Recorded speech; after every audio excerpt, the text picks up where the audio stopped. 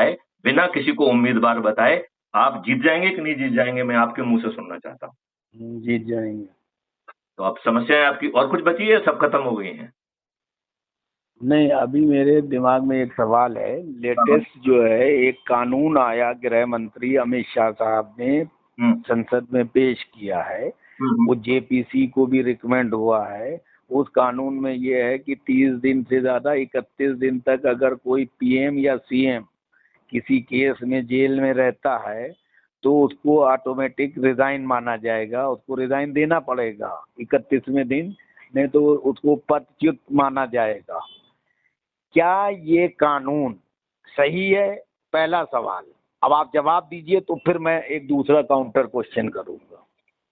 बहुत सुंदर है। बस मैं ये कहूँगा कि इसके पहले थोड़ा-सा और जोड़ दिया जाए कि जो आपराधिक चरित्र के लोग होंगे, उन्हें टिकट लड़ने का ही अधिकार नहीं। तो जो बिना अपराध के या मुखौटा सज्जनता के मुखौटा के साथ गुजर जाते, घुस जाते हैं और फिर कुछ अपराध करते हैं, तो ये कानून उसके काम आ जाएगा, राइट? लेकिन चुनाव के में जो है ना आप नहीं लड़ पाएँगे, ये इसमें ये संशोधन सम्मिलित कर लिया जाए। एक एक पॉइंट और बढ़ा दिया जाए इसमें कि तो इसका मतलब ये है, आपराधिक आपने चरित्र मेरी के बात, लोगों को आपने चुनाव लड़ने मेरे ही की मन पात्रता की बात एक कह मिनट। दी। हाँ, हुँ, आपने मेरे ही मन की बात कह दी। मैं यहीं पे अमित शाह साहब और उनकी सरकार को सुझाव देना चाहता हूं कि आप समस्या की जड़ में ना जाके उसके पत्ते हिलाते हो, जिससे देश और राजनीतिक गलियारों में अव्यवस्था पैदा होती है।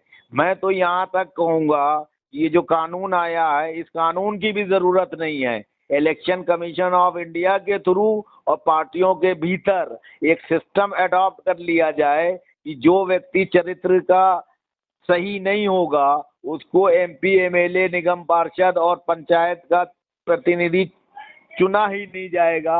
वो अरे वो चुनाव चुनाव में ही खड़ा नहीं ही नहीं लड़ हो सकता सकता, है। वो नहीं, नहीं। खड़ा ही नहीं हो सकता। तो अगर जड़ खत्म कर देंगे तो इस तरह के मूर्खतापूर्ण कानून बनाने की कोई जरूरत नहीं पड़ेगी, मेरा ये कहना है। मेरा आप ये इस पे कहना कितना है कि सहमत हैं? देखिए, सिराज साहल के विरुद्ध कोई अपराध नहीं है। जब पद पे पहुंच गए फिर सिराज साहल को लोभ आ गया और कुछ गड़बड़ी कर दी है। तो कानून बिल्कुल सही है कि यदि आप जो है ना शरीफ होके अंदर घुस गए फिर बदमाशी नहीं कर पाएंगे। तो ये कानून तो अपनी जगह बिल्कुल फर्स्ट क्लास है। बस इसमें अच्छा। एक ही चीज जोड़ना है कि जो आपराधिक चरित्र के लोग होंगे उन्हें चुनाव लड़ने की पात्रता नहीं होगी। अब सवाल ये है कि इसी ये दुष्राजनीति